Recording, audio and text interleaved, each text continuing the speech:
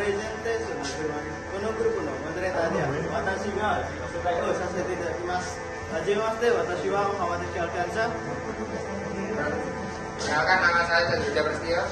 Perkenalkan, nama saya Ahmad Saudi Abdillah. Saya Abdul Rahman Rosi. Saya Diki Mohon. Saya Apa saya langsung nih? Saya Ahmad Taufiki. Saya Dapat dan Warta. Saya Maulana Kois. Saya Filiano Tri Kurniawan. Saya Riananda Putra Pratama. Saya Ustaz Suka.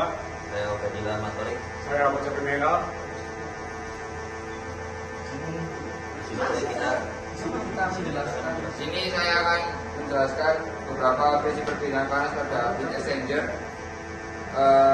Yang pertama tentang konduksi, panas mengalir melalui bibit pipa tembaga dari fluida panas ke fluida dingin. Yang kedua, konveksi, panas berpindah dari fluida panas ke permukaan pipa, dari permukaan pipa ke fluida dingin. Yang ketiga, radiasi, perpindahan panas melalui pancaran, tetapi pengaruhnya sangat kecil dibandingkan konduksi dan konveksi pada heat exchanger. Nomor dua, jelaskan alasan penggunaan pipa tembaga dan pipa PVC pada heat exchanger. Adalah yang pertama, pipa tembaga. Pipa tembaga biasanya digunakan sebagai pipa utama penukar panas karena konduktivitas dan thermal sangat tinggi sehingga perpindahan panas berlangsung cepat dan efisien. Nomor dua, pipa PVC. Pipa PVC umumnya digunakan untuk saluran distribusi fluida bukan sebagai bagian utama penukar panas karena tidak berkarat dan tahan terhadap banyak bahan kimia. Katakan fungsi heat exchanger dan jelaskan fungsi seal, tube, inlet, outlet, sambungan dan penyangga. Fungsi komponennya yaitu seal sebagai tempat aliran fluida di pipa tembaga, tube sebagai jalur aliran fluida di dalam pipa tembaga sekaligus media perpindahan panas, inlet sebagai saluran masuk fluida, outlet sebagai saluran keluar fluida, sambungan sebagai menghubungkan pipa agar tidak bocor. Selanjutnya penyangga sebagai menahan posisi pipa agar stabil. Dan selanjutnya nomor 4. Sebutkan dan jelaskan 5 faktor yang mempengaruhi perbedaan panas. Satu, perbedaan suhu. Kedua, fluida. Kedua, luas perbedaan panas.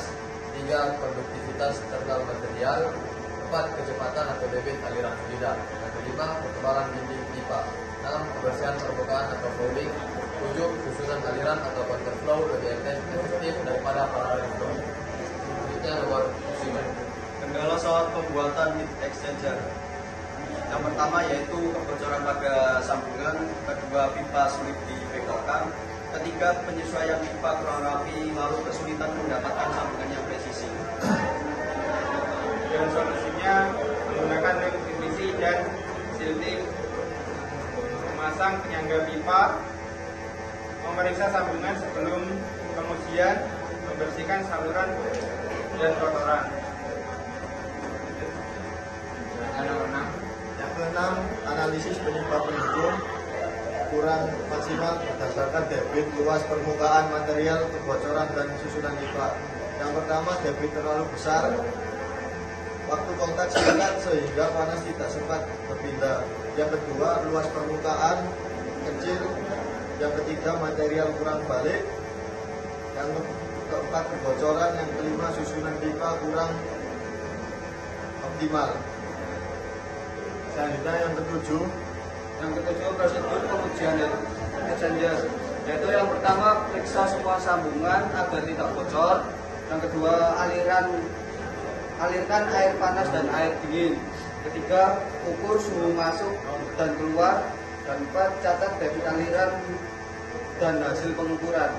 Untuk parameter yang diukur yaitu suhu inlet dan outlet dan debit aliran. Alat ukur yang digunakan termometer dan flowmeter.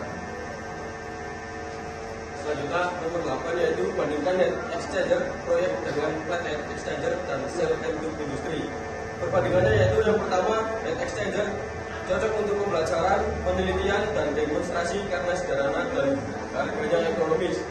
Yang kedua, flat heat exchanger merupakan pilihan terbaik jika dibutuhkan efisiensi perpindahan panas tinggi dengan ukuran yang kompak, misalnya pada industri yaitu makanan, minuman, dan farmasi. Yang ketiga yaitu cell and tube heat exchanger lebih sesuai untuk aplikasi industri berat yang melibatkan suhu dan tekanan tinggi seperti pembangkit listrik, kilang minyak, dan pabrik petrokimia. Selanjutnya nomor 9. Nomor 9. Jelaskan aplikasi exchanger industri beserta fungsinya. Yang pertama di industri petrokimia dan pengolahan minyak. Fungsinya menjaga suhu material agar berada di batas aman selama proses pemurnian berlangsung serta memisahkan berbagai fraksi minyak melalui kontrol suhu yang presisi. Berikutnya ada di industri pembangkit listrik.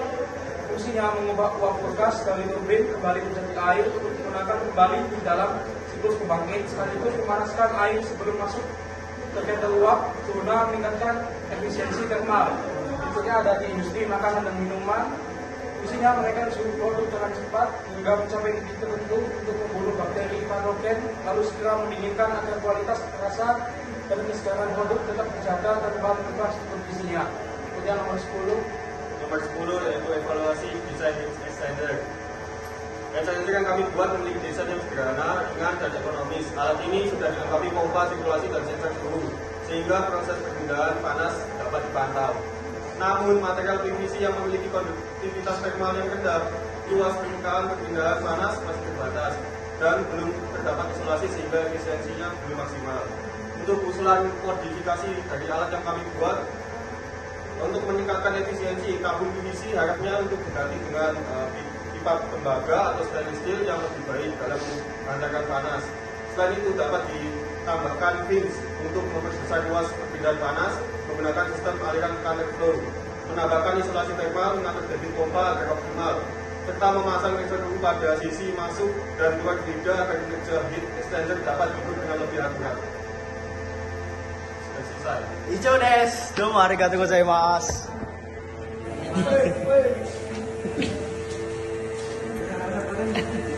Kembali ke